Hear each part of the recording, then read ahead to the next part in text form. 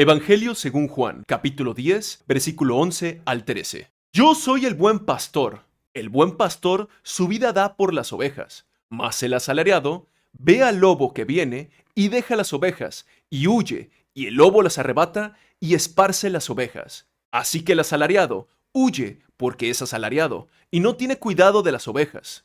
Si el día de hoy creer en Jesús fuese un crimen en tu país, ¿tu pastor dónde estaría? ¿Él te daría refugio en su espléndida casa pagada por los generosos diezmos que tú has entregado? ¿O acaso él tendría algún lugar para dar refugio a las ovejas? ¿Tu pastor estaría dispuesto a negarse a hacer cosas que el nuevo sistema implementaría y estaría dispuesto a ir incluso a prisión con tal de mantener firmes sus creencias? ¿O simplemente te daría la espalda y te empujaría a hacer todas las cosas que el gobierno te intentase hacer? Y hasta incluso te llamaría paranoico por querer que estás en los tiempos finales. Porque lamentablemente en esta generación moderna, muchos pastores, en vez de correr al ver al lobo, más bien se acercarían a él para ser su amigo. ¿No te has dado que cada día es más complicado predicar la palabra en internet? Como mucha gente tiene que usar lenguaje simbólico para que así no les tumben los videos ni censuren sus canales. A su vez, cada día se aprueban en lo oscurito nuevas leyes que apuntan a ser ordenanzas tiránicas para un futuro gobierno, como es actualmente el escaneo de ojos en México, para así obtener la CUR biométrica, documento obligatorio para así poder tener un empleo en México, ya que ninguna empresa puede contratarte sin ese documento sin enfrentar durísimas consecuencias legales. A su vez, ¿no te has enterado que tu teléfono actualmente pueden espiarte desde tu cámara o desde tu micrófono sin ningún tipo de consentimiento para ti? ¿De cómo hace unos pocos años quisieron forzarte a colocarte cositas en tu cuerpecito? ¿O acaso se te olvidó cómo en el 2020 tu benévolo gobierno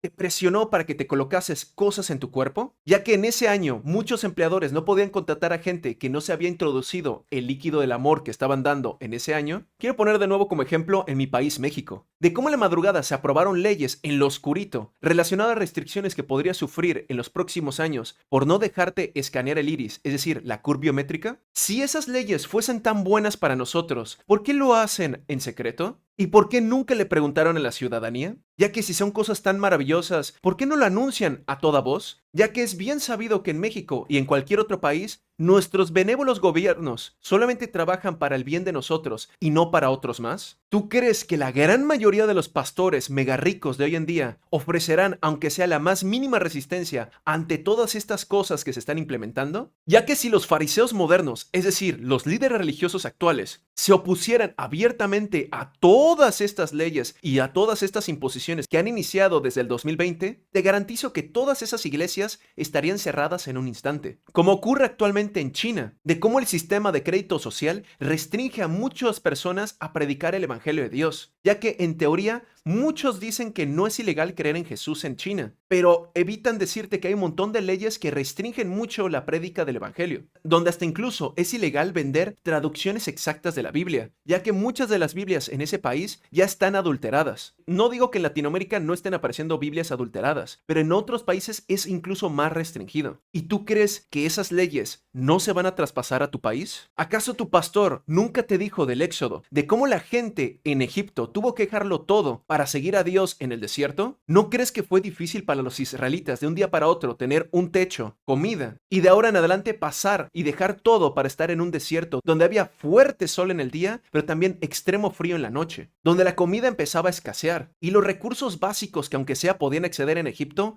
ya no estaban a su alcance, ya que la esclavitud no se impone solamente a través de un látigo o de cadenas, sino también de efímeros placeres que te ofrece tu país para que así sigas siendo sometido? Es por eso que en estos tiempos es una pérdida de tiempo invertir tus esfuerzos en crecer económicamente, en querer tener esa casa de lujo, o ese ascenso, o ese gran viaje que has soñado llevar a cabo algún día de vacaciones, ya que tarde o temprano estas leyes se van a imponer en tu país, y si tú realmente crees en Cristo Jesús y no te vas a dejar someter, te van a quitar muchos derechos y beneficios. Muchos de estos megapastores asalariados, si se llegasen a enfrentar al gobierno, con solamente bloquearles sus lujosas cuentas bancarias llenas de millones de dólares, en segundos se volverían a arrodillar ante el gobierno. De cómo la novela de George Orwell de 1984 se queda corta con el futuro que nos espera. Pero desafortunadamente muchas iglesias no están alertando a las ovejas de que el lobo cada día está más cerca. ya que son asalariados y van a huir al tan solamente ver el lobo, ya que los pastores asalariados solo están atontando a las ovejas con ambiciones vanas, como la prosperidad, el éxito profesional y el cumplimiento de tus sueños más efímeros, haciéndole olvidar a la gente que volvemos a los tiempos de la iglesia primitiva, donde eran pobres materialmente, pero ricos espiritualmente.